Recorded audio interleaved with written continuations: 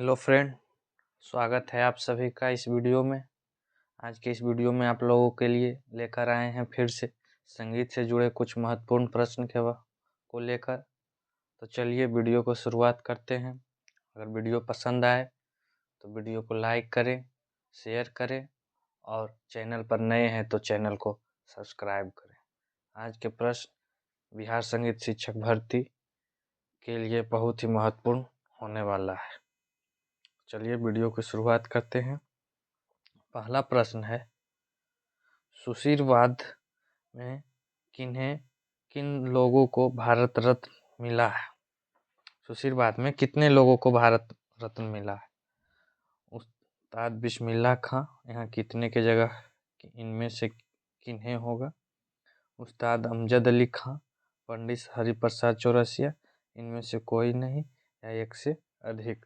तो इसका right answer हो जाएगा ऑप्शन ए, उस्ताद बिस्मिल्लाह खां को सुशीलवाद में शहनाई में वादक थे, उसमें उनको भारत रत्न पुरस्कार मिला है।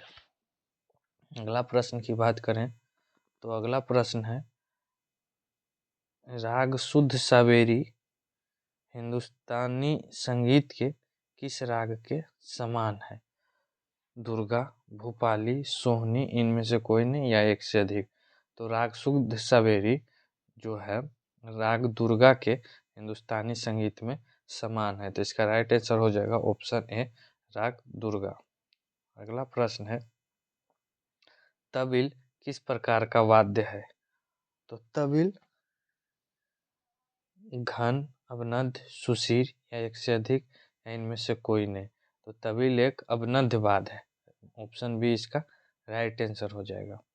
अगला प्रश्न है, तबले के लखनऊ घराने के संस्थापक कौन थे? तो तबला के लखनऊ घराने के संस्थापक कौन थे? उस्ताद राशिद खां, उस्ताद बख्शू खां, उस्ताद इनायत खां या एक से अधिक। तो इसका राइट आंसर हो जाएगा ऑप्शन बी, उस्ताद बख्शू खां तबले के लखनऊ घराने के संस्थापक थे। अगला प्रश्न है, पखावज बाद किससे बना है? पखावज बाद किससे बना? ऊर्ध्वाधर से, अलिंगक से, पुष्कर से या अहोम से? तो इसका राइट आंसर हो जाएगा ऑप्शन बी, आलिंगक से पखावज का निर्माण हुआ। आगे है, मृदंगम की पूड़ी किससे बनी होती है? बकरे की खाल, बैल की खाल, ऊंट की खाल या इनमें से कोई नहीं। तो इसका राइट आंसर हो जाएगा ऑप्शन बी, बैल की खाल से। अगला प्रश्न है, 2012 में पद्मश्री पुरस्कार किस संगीतज्ञ को मिला है? अब्दुल करीम खान, अब्दुल रशीद खान, अब्दुल गनी, अब्दुल मोहम्मद। तो इसका राइट आंसर हो जाएगा ऑप्शन बी, अब्दुल रशीद खान को 2012 में पद्मश्री पुरस्कार से सम्मानित किया गया था। अगला प्रश्न है, भरतभांस ग्रंथ के रचयिता कौन है? ये जो ग्रंथ है भरतभांस, इसका रचयिता कौन है? पार्श्वदेव, पंडित अहोबल, नान्यदेव या सिंह भूपाल। तो इसका राइट आंसर हो जाएगा ऑप्शन सी, नान्यदेव भाष्य ग्रंथ के रचनाकार थे। अगला प्रश्न है, नारदीय शिक्षा के टीकाकार कौन है? नारदीय शिक्षा के टीकाकार कौन है? नारद, भट्ट शुभंकर, राम तीरथ शर्मा या एक से अधिक। तो इसका राइट आंसर हो जाएगा ऑप्शन बी, भट्ट शुभंकर नारदीय शिक्षा के टीकाकार है। अगला प्रश्न है, वादी तथा संवादी स्वरों के बीच कितने स्वरों का अंतर होता है? 3:4, 9:13, 10:11, 12:13। तो इसका राइट आंसर हो जाएगा ऑप्शन ए, 3:4 का स्वर का अंतर होता है। अगला प्रश्न है,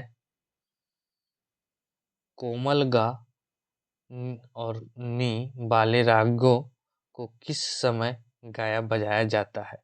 जो से राग जिसमें कोमल गा और नी होते हैं उसका गायन समय क्या होता है? रात्रि व दिन के 10 से 4, रात्रि व दिन के 6 से 9, रात्रि व दिन के 4 से 7 या एक से अधिक। तो इसका राइट आंसर हो जाएगा ऑप्शन ए, रात्रि व दिन के 10 से 4 का जो समय होता है उसमें कोमल गौरनी वाले राग का गायन वादन होता है। अगला प्रश्न है, प्राचीन ग्रंथकारों के अनुसार कौन सा स्वर विभत्स तथा भयानक रस के लिए उपयोगी माना जाता है?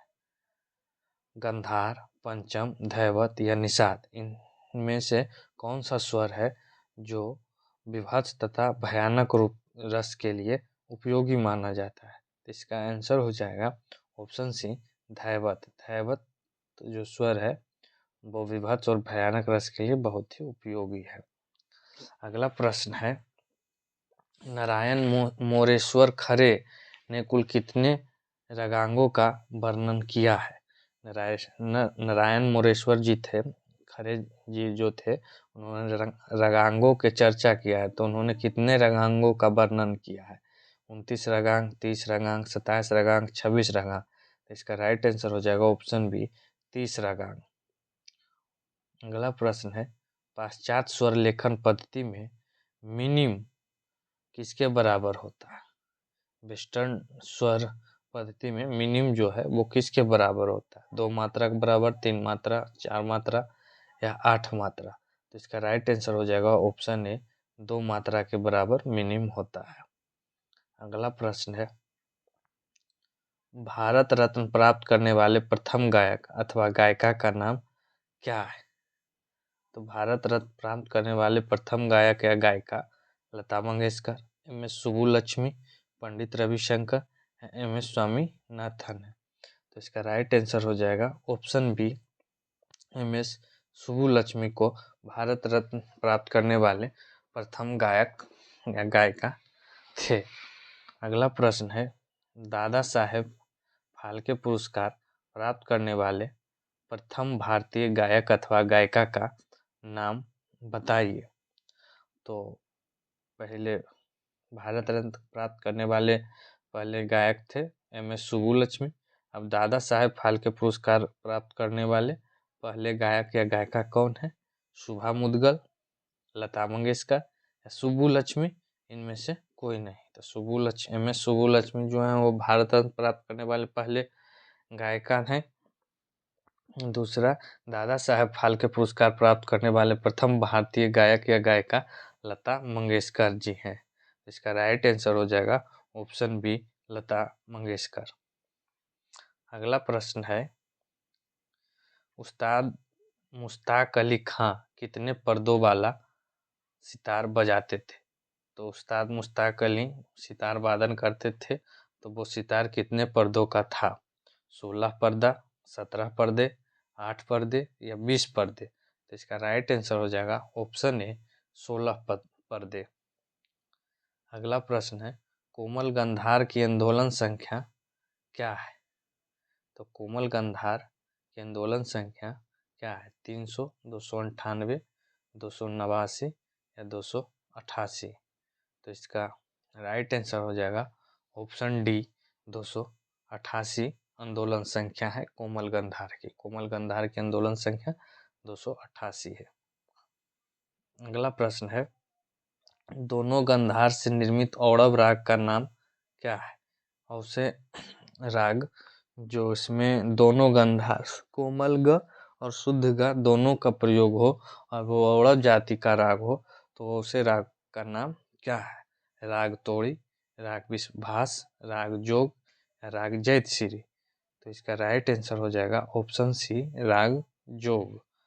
राग जोग में दोनों गंधार का प्रयोग होता है और ये औड़व जाति का राग है। अगला प्रश्न है, मियाँ मल्हार तथा सारंग के संयोजन से कौन सा राग सृजित होता है? मियाँ मल्हार तथा राग सारंग के संयोजन से कौन सा राग सृजित होता है? मियाँ की तोड़ी, मियाँ की सारंग, मधुबंती या रागेश्वरी? तो इसका राइट आंसर हो जाएगा ऑप्शन बी, मियाँ की सारंग। मियाँ मल्हार तथा सारंग के संयोजन से सृजित होता है। इस मियाँ की सारंग का थाट क्या है? आप लोग को कमेंट में बताना है। राग मियाँ की सारंग कौन सी थाट के राग है?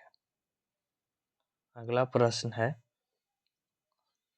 मुल्तानी राग के ऋषभ धैवत को शुद्ध करने से कौन सा राग बनता है? तो राग जो मुल्तानी है उसमें प्रयोग होने वाले स्वर ऋषभ और धैवत, रे और धा को शुद्ध कर देने पर, ये दोनों कोमल हैं, यानी इसको शुद्ध कर देने पर कौन सा राग बनता है? राग श्री, राग विभास, राग मधुबंती, राग सोहनी। मुल्तानी राग के ऋषभ और धैवत करने पर कौन सा राग बनता है? तो इसका राइट आंसर हो जाएगा ऑप्शन सी, मधुबंती। मधुबंती इसका राइट आंसर है। अगला प्रश्न है, राग भूपाली में रे और धा कोमल करने से कौन सा राग बनेगा? तो राग भूपाली में रे और धा शुद्ध है, इसको यदि कोमल कर देते हैं तो वो कौन सा राग बनेगा? राग दुर्गा, राग जैत कल्याण, राग विभास, राग श्री, इनमें से कौन सा राग बनेगा राग भोपाली में अगर रे और धा को कोमल कर देते हैं? तो इसका राइट आंसर हो जाएगा ऑप्शन सी, विभास। राग विभास का निर्माण होगा राग भोपाली में रे और धा कोमल करने पर। अगला प्रश्न है, राग तरंगिणी के ग्रंथ के लेखक कौन है? राग तरंगिणी ग्रंथ है, उनके लेखक कौन है? पंडित लोचन, पंडित अहोबल, पंडित सारंगदेव, रामामत। तो इसका राइट आंसर हो जाएगा ऑप्शन ए, पंडित लोचन। राग तरंगिणी ग्रंथ के लेखक पंडित लोचन है, तो ऑप्शन ए इसका राइट आंसर हो जाएगा। अगला प्रश्न है, किस ग्रंथ में राग के 13 लक्षण बताए गए? वो कौन सा ग्रंथ है जिसमें राग के 13 लक्षण बताए गए? संगीत सुधा, संगीत परिजात, संगीत रत्नाकर या एक से अधिक? तो इसका राइट आंसर हो जाएगा ऑप्शन सी, संगीत रत्नाकर। संगीत रत्नाकर वह ग्रंथ है जिसमें राग के 13 लक्षण बताए गए हैं। अगला प्रश्न है, वैदिक कालीन वाद्य में कितने तार प्रयुक्त होते थे? 100, 98, 99 या 58? वैदिक कालीन वाद्य था जिसमें कितने तार प्रयुक्त होते थे? तो इसका राइट आंसर हो जाएगा ऑप्शन ए, 100 तार वैदिक कालीन के वाद्य में प्रयोग होते थे। तो चलिए, आज हम लोगों ने फिर से 25 महत्वपूर्ण प्रश्न किए। आज के इस वीडियो को यहीं समाप्त करते हैं। अगर वीडियो पसंद आया हो तो लाइक करें और अपने दोस्तों के साथ शेयर भी करें, और चैनल पर नया है तो चैनल को सब्सक्राइब जरूर करें। आगे इसी तरह हम आप लोगों के लिए और भी महत्वपूर्ण प्रश्न लाते रहेंगे। जल्द ही आप लोगों की बीपीएससी टीआरई 4 की शिक्षक भर्ती होने वाली है। आप लोग तैयारी अभी से ही करते रहे। इस सब्जेक्ट का पेपर है, हम आगे आप लोग अगर कहेंगे तो आप लोगों के लिए जनरल पेपर की भी हम क्लास लेकर वीडियो लेकर आएंगे। अगर आप लोग को कहते हैं तो तब तक हम संगीत से जुड़े महत्वपूर्ण प्रश्न को लेकर लाते रहेंगे, प्रैक्टिस सेट लाते रहेंगे। तो चलिए, आज के वीडियो को यहीं समाप्त करते हैं। मिलते हैं अगले वीडियो में कुछ और नए प्रश्न के साथ।